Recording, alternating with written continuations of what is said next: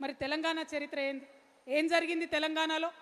తెలంగాణ వీరులు పౌరుషవంతమైనటువంటి మనుషులం కాబట్టి ఆనాడు జమీందారీ వ్యవస్థ వస్తే, ఆర్థిక అణచివేత వస్తే దున్నేవాడిదే భూమి అనే నినాదంతో భూస్వాములందరినీ కూడా గడీల నుంచి తరిమి కొట్టినాం.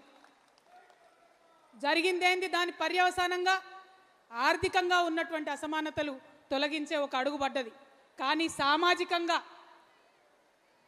సాంఘికంగా రావాల్సిన విప్లవాలు, కులాలపై జరగాల్సినటువంటి పోరాటాలు, కుల వివక్ష మీద జరగాల్సిన పోరాటాలు జరగాల్సిన స్థాయిలో జరగలేదు. ఆ విషయం మనందరం ఒప్పుకోవాలి. అందుకే ఇవాళ తెలంగాణలో ఇంకా కూడా కుల వివక్ష కొనసాగుతుంది, ఇంకా కూడా సామాజిక అన్యాయం జరుగుతుంది. సామాజిక అన్యాయం తెలంగాణలో జరుగుతుంది కాబట్టే ఇవాళ సామాజిక న్యాయం తెలంగాణలో రావాలని దానికి సంకల్పం తీసుకోవడానికే ఇవాళ ఇంత పెద్ద సంఖ్యలో మనందరం కూడా ఇక్కడికి రావడం జరిగింది. మరి నేను ఒక అగ్రవర్ణాల్లో పుట్టిన బిడ్డని. ఈ మీటింగ్ కాగానే చాలా మంది పల్లికి ఇచ్చుకుంటూ అడుగుతారు, ఈమెకేం సంబంధం సామాజిక న్యాయంతోనని. వారికి చెప్తున్నా, చెవులు తెలుసుకొని వినాలి. నేను ఒక అగ్రవర్ణాల్లో పుట్టిన బిడ్డని, గర్వంగా చెప్తా ఉన్నా. ఎందుకంటే నా పుట్టుక నా చేతిలో లేదు. ఎవరి పుట్టుక మీద వాళ్ళ గర్వం ఉండాల్సిందే.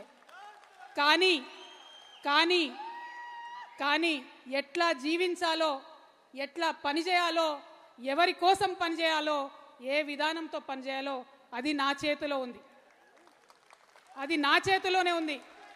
అందుకే ఇవాళ తెలంగాణలో ఉన్న అన్ని అణగారిన వర్గాలతోని, అణచివేయబడ్డ కులాలతోని, ఇప్పటికీ కనీసం ఒక వార్డు మెంబర్ కానటువంటి కులాలతోని, గ్రామ పంచాయతీ ముఖం తెలవని కులాలతోని, అసెంబ్లీ ఎట్లుంటుందో అర్థం కానటువంటి కులాలతోని, వారితోని కలిసి పనిచేసి, వారితోని భుజం తట్టి ఉద్యమం చేసి వారికి సాధికారత తెచ్చేంత వరకు కూడా నా జీవితం అంకితం చేస్తున్నానని ఈ సందర్భంగా నేను తెలియజేస్తున్నా.